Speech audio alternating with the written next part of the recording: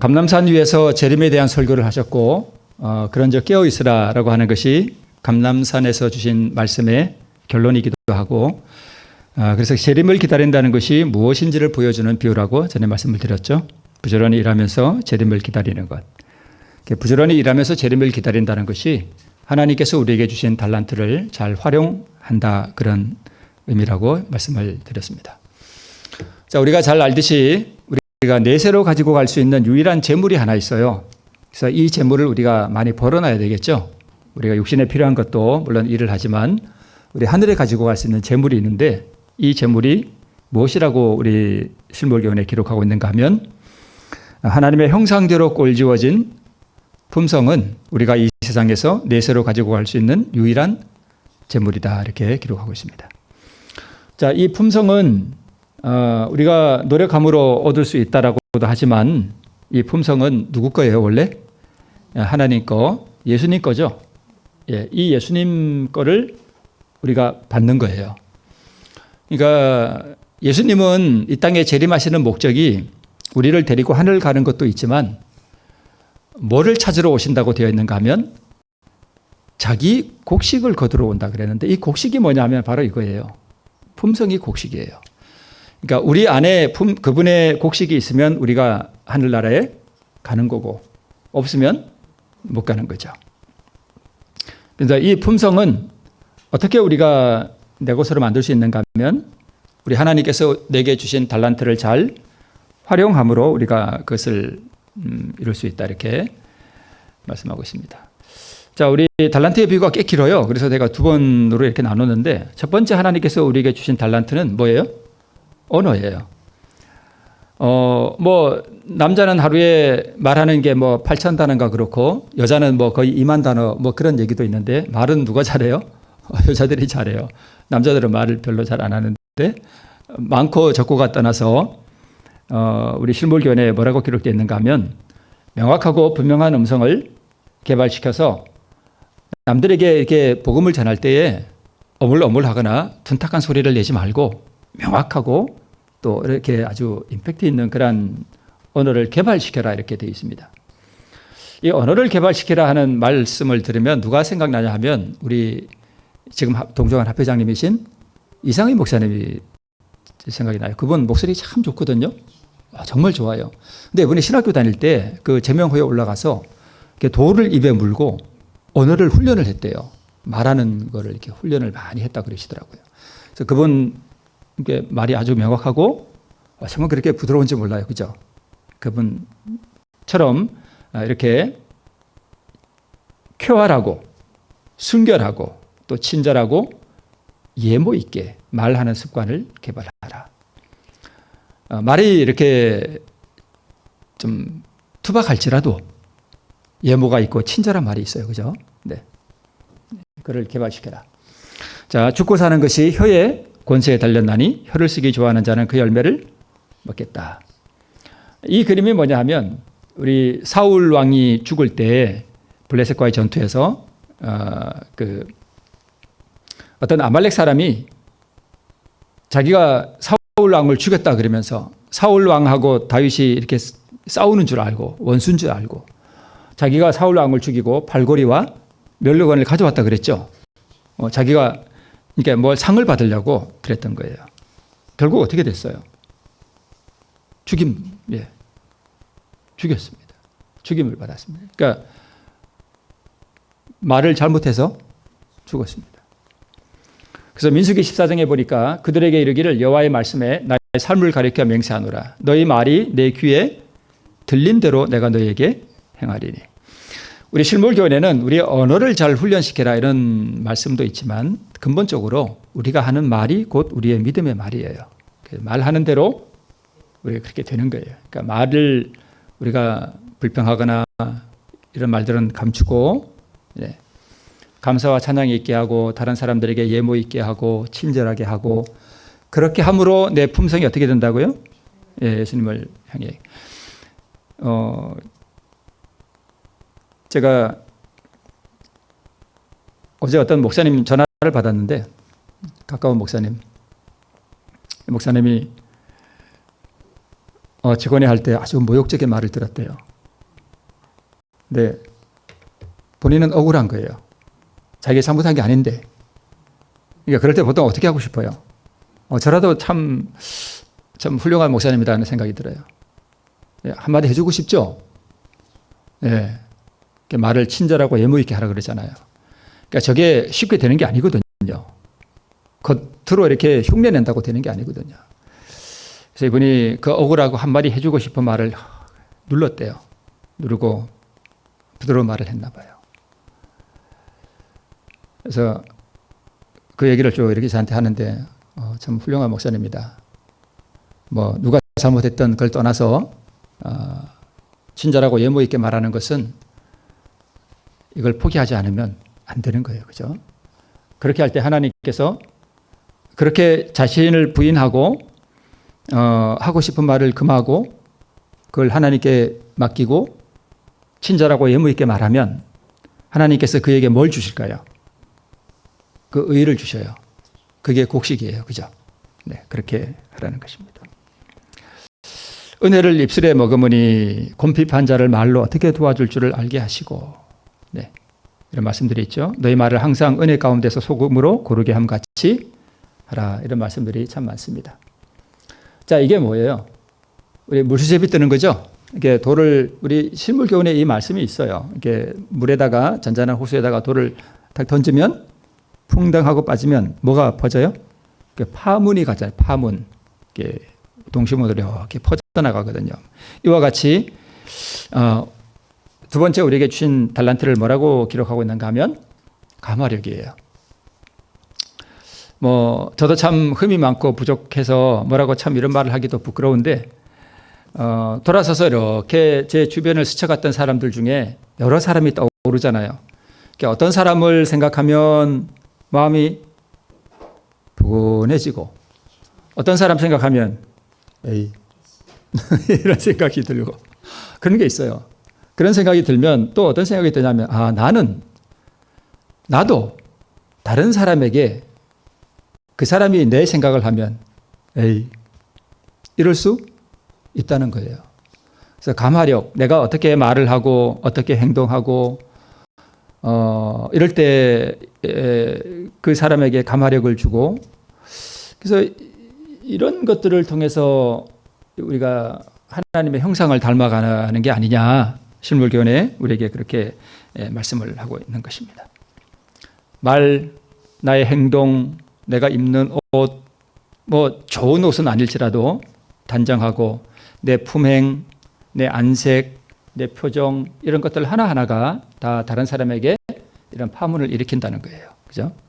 이런 것들이 다른 사람들에게 축복 혹은 저주가 된다. 그래서 만약에 내가 어떤 사람 생각하면 그 사람이 별로야. 그 사람 생각하면 그렇게 행복하지 기분 좋지가 않아요.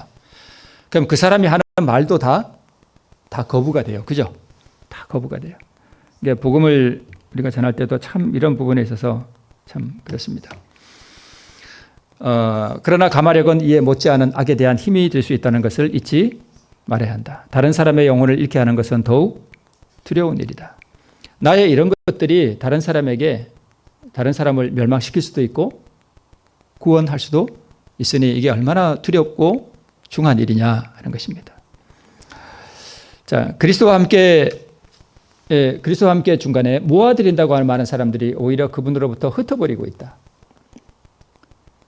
흔한 얘기로 우리 재림교회 제가 그런 글을 또 봤어요. 교회에 어떤 새로운 사람이 오면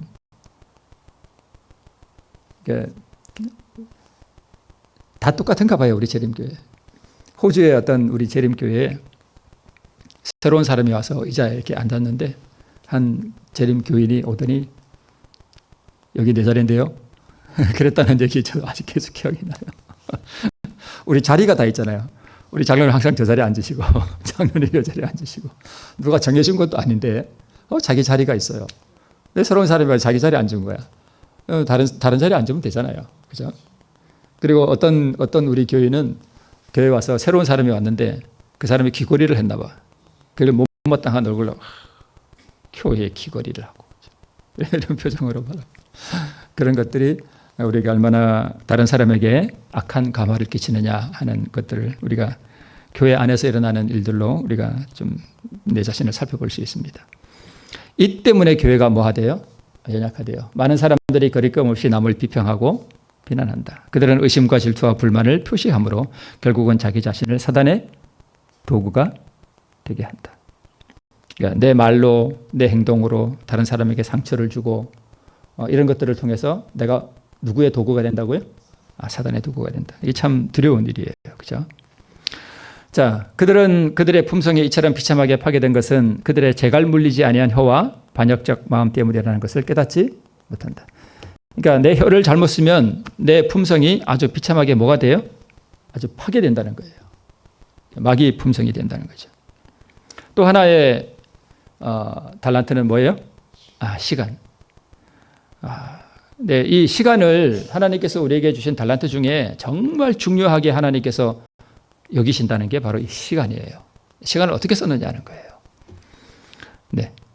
하나님께서 주신 달란트 가운데 그분이 시간에 대해서처럼 엄격하게 따지실 것은 없다라고 기록하고 있습니다.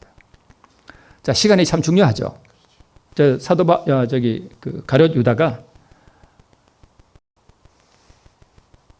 스스로 생을 마감하면서 했던 말이 뭐예요? 너무 늦었다. 회개하기가 너무 늦었다는 거예요. 그러니까 그러니까 다른 제자들을, 특히 요한은 예수님과 함께 하면서 매일 예수님의 모습을 보고 예수님을 닮기 위해서 노력했어요. 나도 예수님을 저분이 저렇게, 예수님 봐. 속으로 그랬겠죠? 우리 예수님, 나도 저렇게 해야지. 그러면서 자기 자신을 맨날 깎고 다듬고 했어요, 요한은. 그래서 점점 누구를 닮아갔냐면 예수님을 닮아갔습니다, 요한은. 그런데 유다는요? 안 했습니다. 그러니까 결국은 자꾸 마귀에게 자기 생각을 넘겨주고 마귀의 생각을 받아들이고 그러다가 점점 마귀를 닮아가서 이제는 돌이키기에 너무 늦어버렸습니다. 네, 시간. 헛되이 인생을 보내기에는 시간이 너무도 짧다. 우리에게 준비할 수 있는 기간은 불과 며칠밖에 없다. 이기적 오락을 위해서 쓸 시간도 없고 죄에 방종하려고도 없다. 내세 즉 영생을 위하여 품성을 개발해야 할 때는 바로 지금이다. 네. 언제 우리의 이름이 불려질지 모르고 그죠? 그런 이야기가 있습니다. 1분 1초에는 영원한 결과가 내포되어 있다. 오늘 내가 하루를 어떻게 살았는지 이런 것들, 네. 거기에 우리의 영원한 결과가 내포되는데 네. 자, 우리가 일시적이고 세속적인 사물 곧 영원한 사물과 비교할 때에 하나의 작은 원저에 불과한 일들을 위하여 근심하고 걱정하는 일에 온 정신을 쏟기에는 인생이 너무나 엄숙하다. 제가 그런 말씀 드렸죠. 저는 가끔 유튜브에 그 우주, 헤아릴 수 없이 광대한 그 우주의 그 별들의 무리를 가끔 이렇게 보거든요. 보고 있으면 구원받은 사람들이 하늘에 가서 이 우주를 볼 때 앞으로 그 영원히 펼쳐질 그 운명을 설명할 수 없는 무엇인가가 제 마음을 지나가요. 그 우주의 그 깊은 그런 게 있어요. 느껴지는 뭐라고 설명할 수 없는 그게 있습니다. 그걸 이렇게 보면 이 세상에서의 우리의 삶이 얼마나 짧은지 몰라요. 이게 손바닥 넓이밖에 안 돼요. 근데 손바닥 넓이밖에 안 되는데 너무 힘들어 사는 게. 어떤 우스갯소리로 나는 이 우주에 먼지처럼 작잖아요. 우리가 먼지처럼 작은데 먼지치고는 고생이 너무 많다 하는 우스갯소리가 있어요. 이 짧은 인생인데 고생이 너무 많아. 근데 언젠가 이 삶도 끝나고 이제 영원한 세월을 펼쳐지는데 내가 이 영원한 세월 동안 영원히 소멸되느냐 아니면 하나님과 같은 영원 무궁한 그 세월을 기쁨 가운데 보낼 것이냐 하는 것이 뭘로 결정돼요?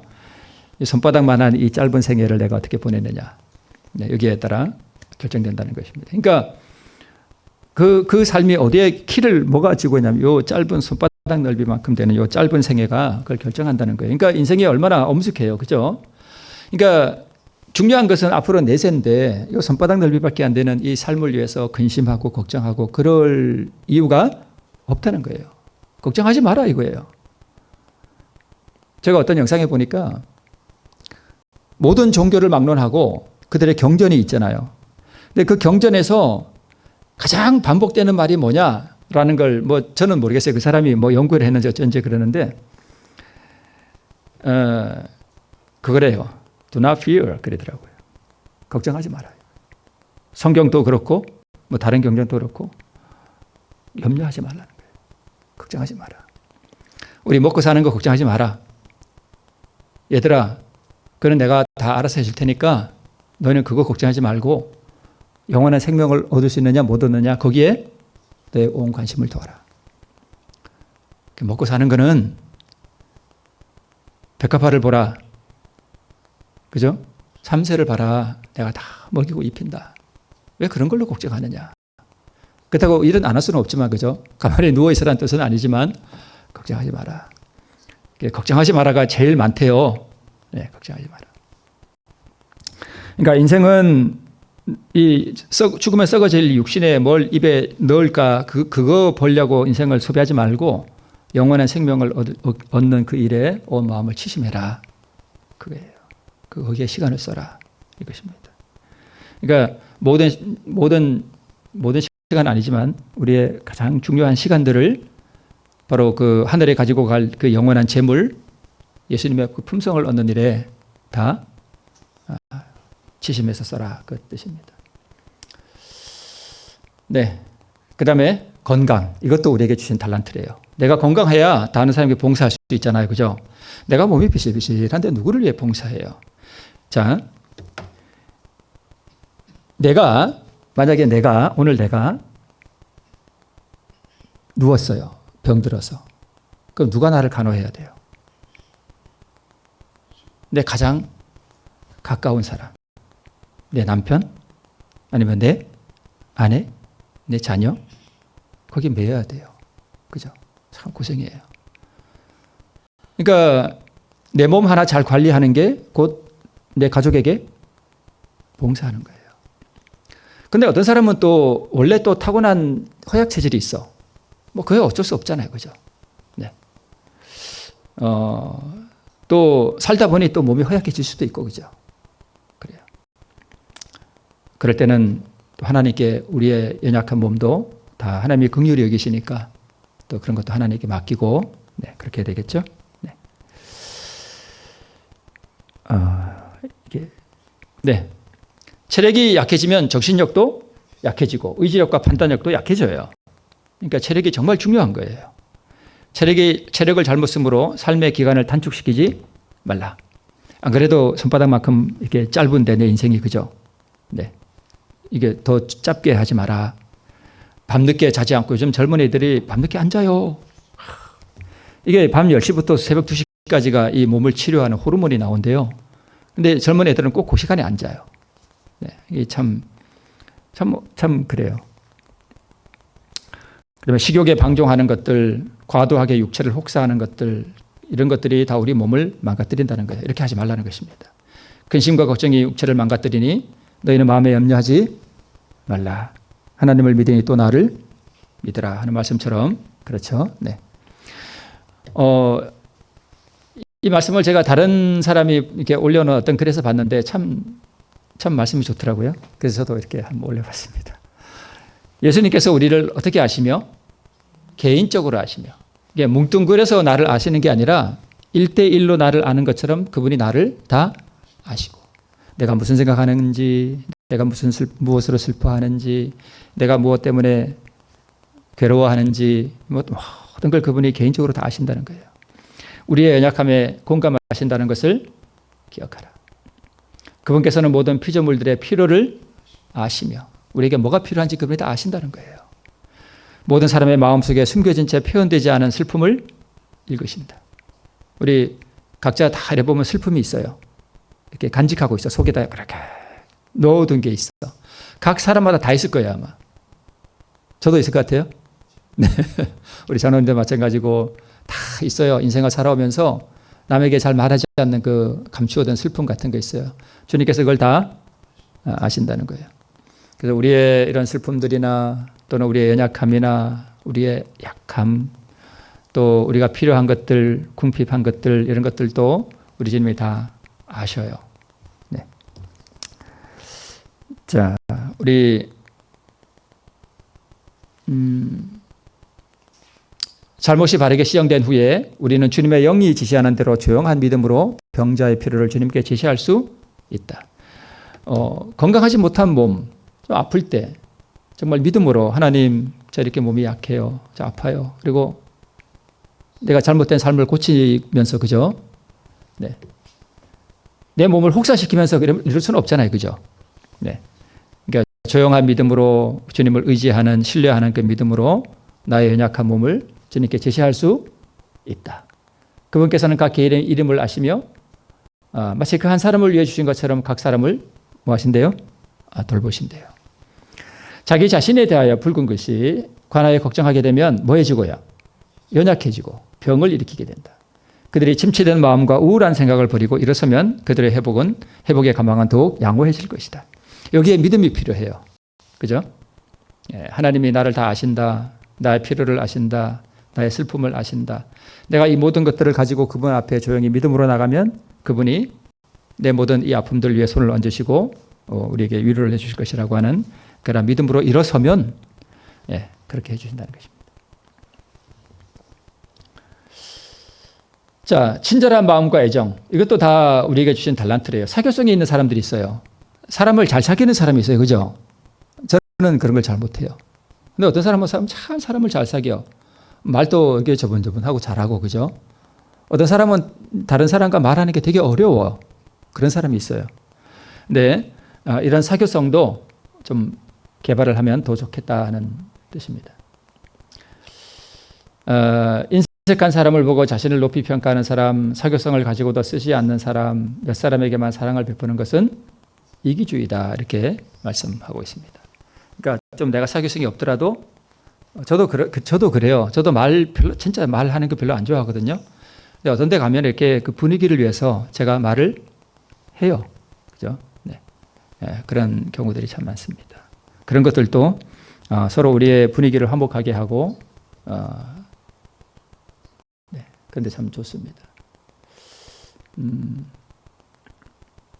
자, 달란트는 활용함으로 증가된다라고 말씀하고 있습니다.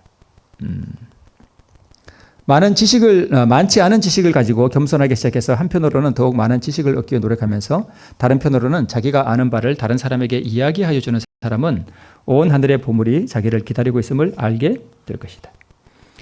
제가 아는 어떤 목사님이 계셔요. 근데 이 목사님이 얘기하는데 자기가 부산에서 이제 처음에 그 교회를 다녔는데 그 사람을 만나면 성경에 대해서 얘기해 줬대요. 아주 성경 박사처럼 얘기해 줬는데, 근데 이분이 아는 건 이만큼밖에 없어요. 교회 다닌 지 얼마 되지도 않았는데, 자기가 이렇게 성경을 얘기해 줬다는 거예요.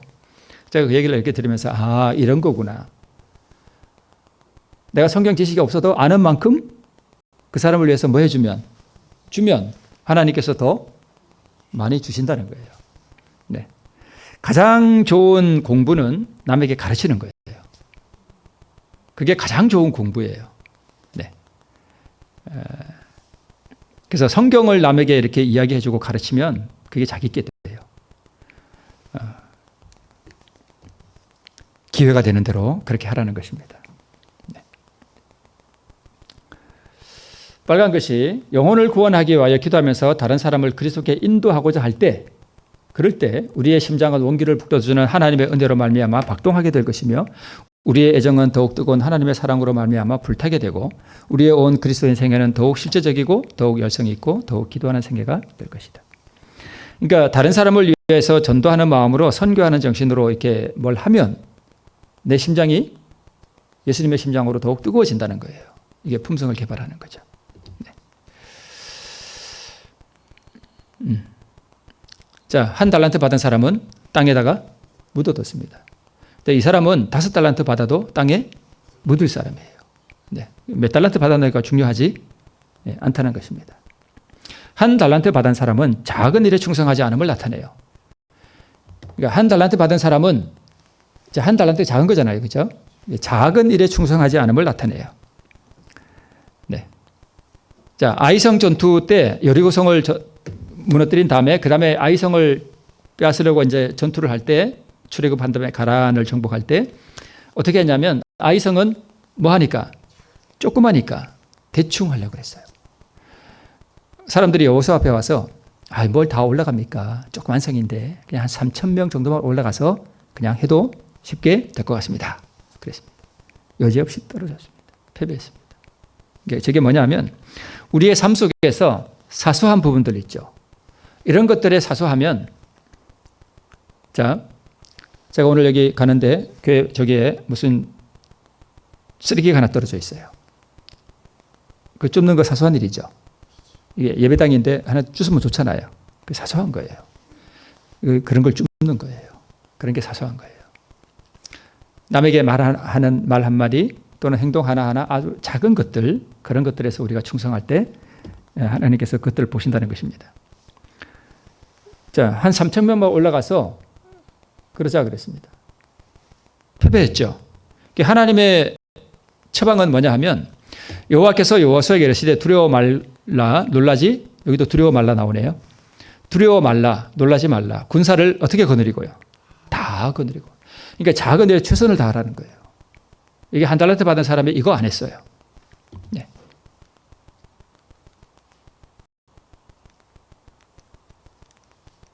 네.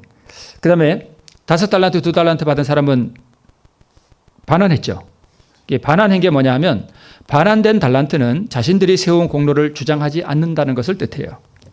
예. 자기 공로가 아니라는 거죠. 그 원래 미천이 누구 거예요? 하나님 거잖아요. 그러니까 진짜 구원받는 사람들은 뭘 잘해도 하나님을 위해서 봉사해도 그걸 자기의 공로로 삼지 않는다는 것을 의미합니다. 그러면 한 달란트 받은 사람은 그 한 달란트 뭐 했어요? 빼앗겼죠. 그래서 빼앗긴 달란트는 사용하지 않음으로 인해 쇠퇴해버린 재능입니다. 네. 근육도 안 쓰면 자꾸 줄어들죠. 그처럼 그렇습니다.